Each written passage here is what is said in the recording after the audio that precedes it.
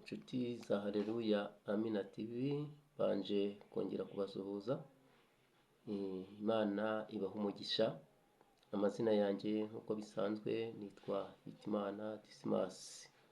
Nkaba ngarutse kuri muyoboro wa YouTube channel Haleluya Amina TV kugira ngo tuganire cyane ko uno munsi bafitiye ubutumwa nahawe. Ubwo rero ntuze gucikanwa, gusa wowe wibuke gukora subscribe kandi wibuke no kujya woherereza na bagenzi bawe kugira ngo nabo bibashe kubageraho, kandi ujye ukora na like kugira ngo tujye tubasha gukurikiranwa n'abantu benshi batandukanye. Murakoze cyane rero, nshubuje abantu batandukanye mu matorero atandukanye, nshubuje hari mugenzi wanjye inshuti yanjye nshaka gusuhuza bite channel witwa Irera TV witwa Sibomana, mfite mugenzi wanjye witwa Bigirimana nawe ndamushuhuje, ufite nawe channel byo muzikurikirana kandi nazo muzikorere subscribe. Uyu munsi rero tugiye tubanze dusenga Imana. Imana tugushimiye ko wabanye natwe, tugushimiye ko warinze abanyarwanda kandi ukomeje kugiturinda, tugushimiye agakiza waduhaye mwami, tutarakugirirwa ubuntu n'imbabazi, ariko wowe ukitaba ukajya ku musaraba ukabamba twese tukabamburwa. Wagize neza, niko nsengeye abanyarwanda n'abanyamahanga, abantu bose bagiye gukurikirana ubutumwa bwiza, bagiye gukurikira ijambo ry'Imana, kugira ngo rwose ukomeze kubaha umugisha, ukomeze kubagura mu gakiza, kandi ukomeze bategurira igihugu cyiza cyo mu ijoro. Murakoze kubyumvishe, mu izina ry'Umwana Yesu Kristo tugusabye, amen. Reka dusome ijambo ry'Imana. Ntabwo ndi buvuge umwanya munini cyane ko ikinzanye ari ubutumwa Imana yampaye bureba itorero ndi buze kubabwira mu kanya. Reka dusome ijambo ry'Imana mu butumwa bwiza bw'Amatayo, ubutumwa bwiza bw'Amatayo ibice 24 umurongo wa 45 turageza ku murongo wa 51. Ubutumwa bwiza bw'Amatayo ibice 24 umurongo wa 45 turageza ku murongo wa 51. Ndakoresha Bibiliya yo muri 57. Ubutumwa bwiza bw'Amatayo ibice 24 umurongo wa 45 kugeza ku 50 mwanditse ngo umutwe w'amagambo uravuga ngo umugani w'abagaragu babiri. Umugani w'abagaragu bangahe? Umugani w'abagaragu babiri. Mbese ninde mugaragu ukiranuka w'ubwenge shebuja yasigiye abo mu rugo rwe kubagerera igerero igihe cyaryo? Uwo mugaragu arahirwa shebuja naza agasanga abikora. Ndababwira ukuri yuko azamwegurira ibintu bye byose. Ariko umugaragu mubi niyibwira mu mutima ati databuja aratinze, maze agatangira gukubita abagaragu bagenzi be no gusangira n'abasinzi, shebuja w'uwo mugaragu azaza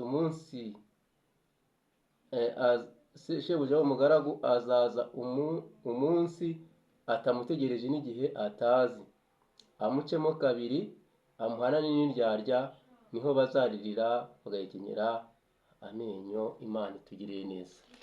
Nshuti bavandimwe, nk'uko mwumvishe iri jambo ni ijambo ry'umugaragu, kandi twese turi abagaragu.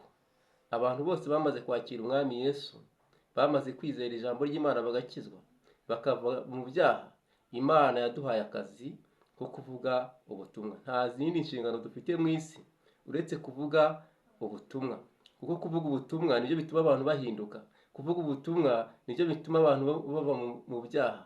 Niyo ntego y'iyi umuyoboro w'ivugabutumwa nashyizeho witwa Haleluya Amina TV, kugira ngo duhugurane muri uru rugendo, kuko agakiza karatwegereye kurusha igihe twizereye. Bene data, ndababwira ngo mukomere, mube maso, kuko ibyahanuwe byose birimo biragenda biboneka.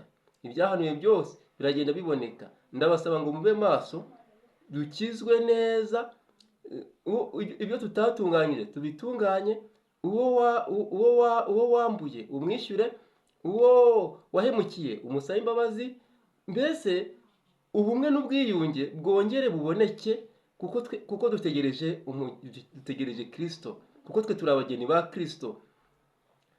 Birasaba rero ngo tube maso, kuko Yesu agiye kuza, kandi agiye kuza guhemba, kandi agiye kuza no guhana abakoze ibibi. Kandi ibibi wakoze, ibibi umuntu yakoze nibyo bizamucira urubanza, nibyo bizamuhana. Yesu we ubwe ntabwo ari uzaguhana, nubwo nyine ariko ijambo ry'Imana rivuga, ariko ibibi wakoze nibyo bizaguhana, kandi uzahana mu gihano kibi, kuko icyo gihano ni umuriro waka umuriro n'amazuku. Ni ibintu bikomeye bene data. Hano tubonye umugani w'abantu babiri bari barasigiwe inshingano, ngo mbese ninde mugaragu ukiranuka w'ubwenge? Bene data, shebuja yasigiye abo mu rugo rwe kubagerera igerero igihe cyaryo. Umva ukuntu uwo murongo ukomeye. Mbese ninde mugaragu ukiranuka w'ubwenge? Shebuja yasigiye abo mu rugo rwe kubagerera igerero igihe cyaryo. Uwo mugaragu arahirwa, shebuja naza agasanga abikora.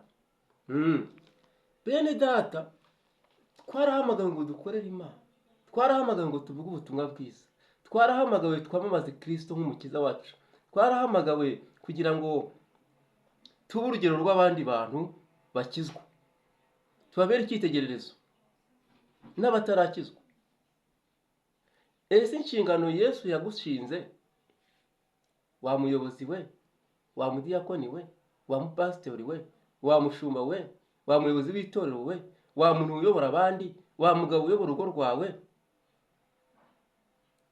mu kazi ukora ako ari ko kose, mbese inshingano utegekwa n'ijambo ry'Imana ukomeje kuzihagararamo, ukomeje kuzigenderamo, wa muririmbyi, ukomeje kuzigenderamo, wa muyobozi runaka wa korari? Kwa gakiza katwegereye kurusha igihe twizereye. Yesu araje.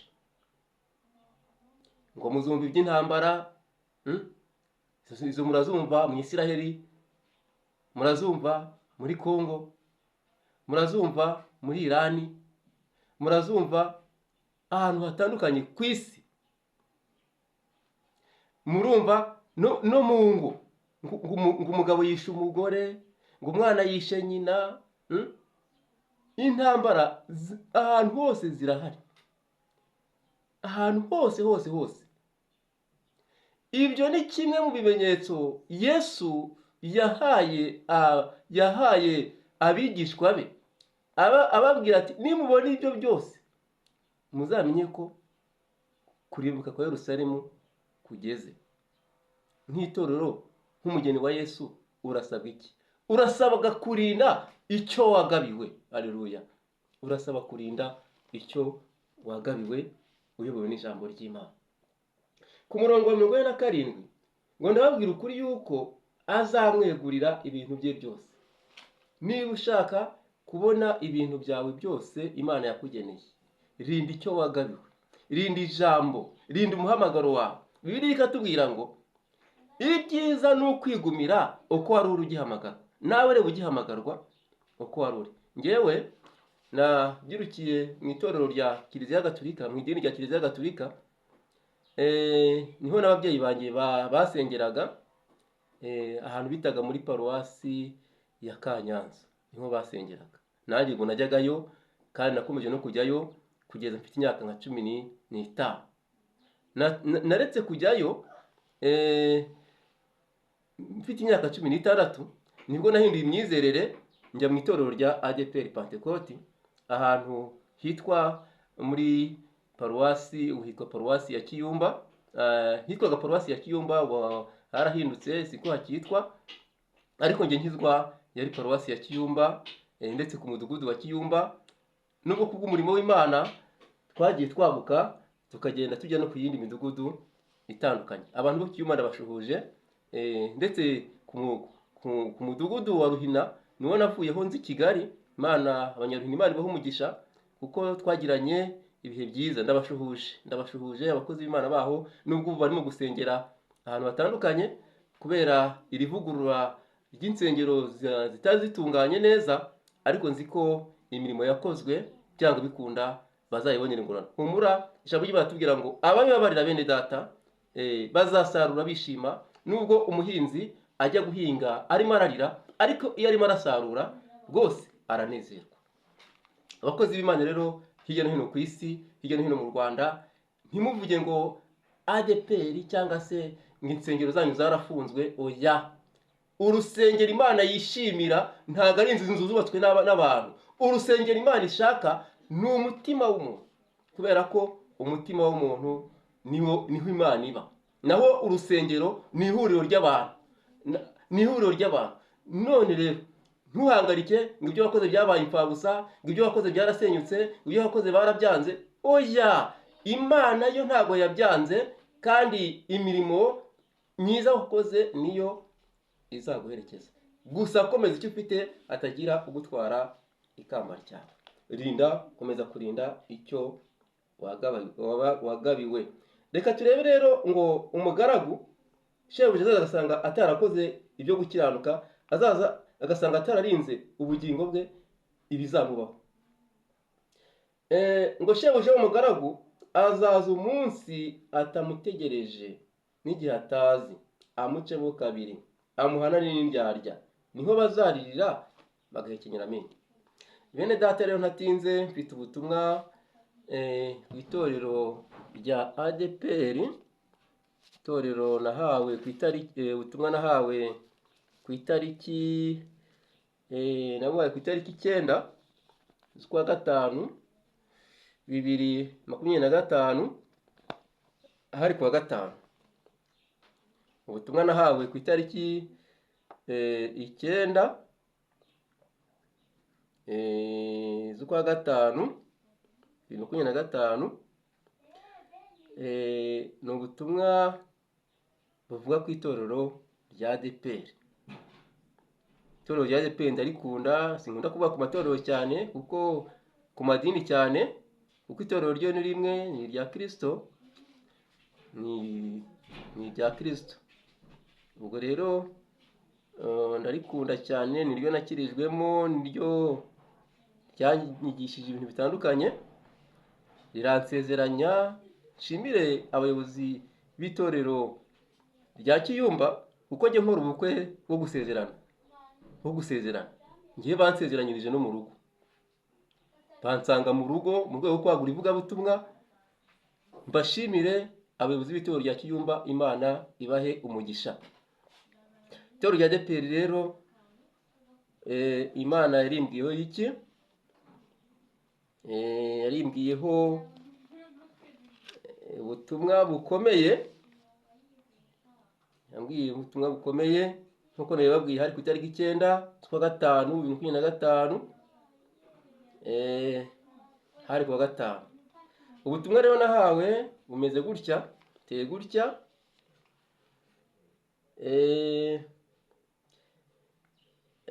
Ubutumwa nahawe ni abantu bagiye kuva muri ADPR. Hari abantu bagiye kuva muri ADPR. Ntabwo nyine nigisha idini, ariko ADPR ni itorero ryiza, ndetse n'andi yose amenshi niyo rikomokaho.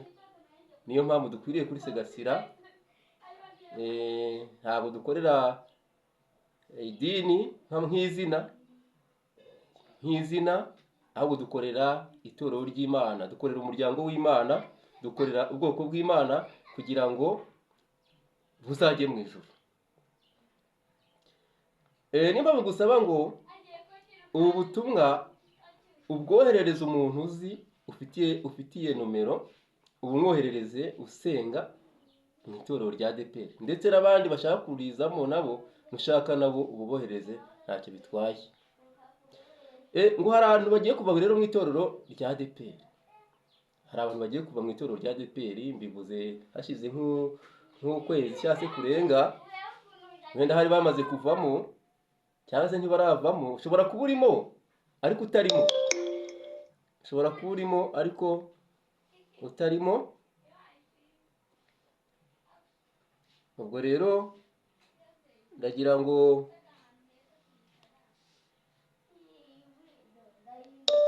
ushobora kuba urimo ariko utarimo. Ndagira ngo rero ujyemo neza cyangwa se uhitemo nyine. Ngo hari abantu, narabyanditse, ngo hari abantu bagiye kuva mu itorero rya ADEPR kubera ko ngo ridatanga ibiryo. Ridatanga ibiryo. Ariko se ko twazanye n'ibiryo? Hari ijambo ry'Imana rivuga ngo usonza arya ibyiwe. Arya ibyiwe. Itorero rwa ADEPR ngo ntabwo ritanga ibiryo. Ngo kubera iyo mpamvu ngo ntabwo ngo tugiye kurivamo. Kuko iyo ni impamvu. Idini rya ADEPR ngo ntiritanga ibiryo, ntiritanga imfashanyo. Ariko se ubundi idini nindi? Idini ni pasiteri. Idini nindi?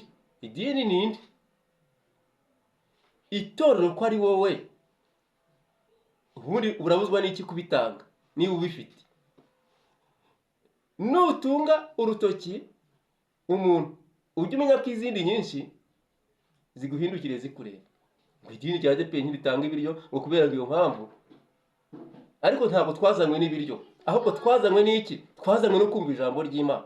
Ese koko itorero rya ADEPR ntabwo ritanga inyigisho nzima? Ntabwo ritanga ibiryo by'umwuka?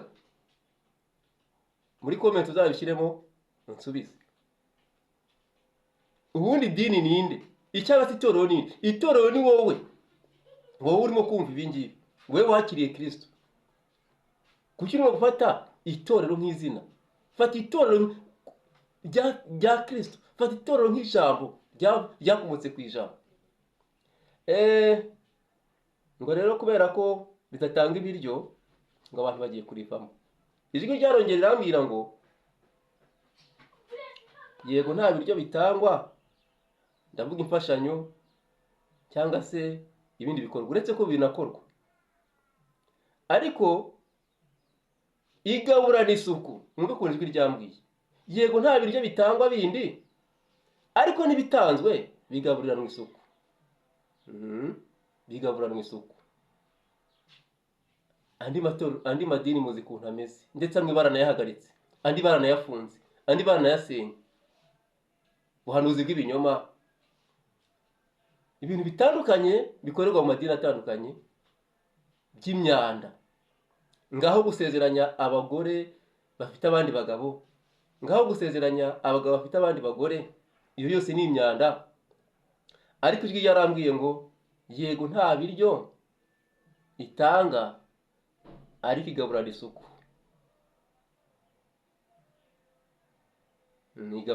Igaburana isuku. Mu gihe abandi bagaburana umwanda. Bakavuga ijambo ry'Imana ariko ntibashyire mu bikorwa ibyo bavuze, cyangwa se ntibabihuze n'ibyo bavuze, cyangwa se ntibabihuze n'igihe barimo. Ijwi ryarambwiye ngo icyiciro cyamaze kugenda nicyo kirimo gukangurira abandi ngo bavemo. Icyiciro cyamaze kugenda nicyo kirimo gukangurira abandi ngo bavemo. Ngo babereke hari ibiryo. Ushobora kujya gufata ibyo biryo rwose harahari pe, ariko nta bugingo, ukazabura ubugingo. Kandi twe cyatumye dukizwa, icyatumye tuva mu byaha ni ukugira ngo nyuma y'ubu buzima tuzabeho neza. Kuko Yesu yagiye kudutegurira aho tuzaba. Icyatumye tuva mu byaha ni ukugira ngo nyuma y'ubu buzima tuzabeho neza. None wowe ngo ugiye gushaka ibiryo.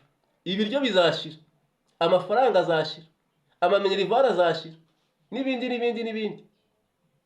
Ariko ijambo rya Kristo ntaho rizajya.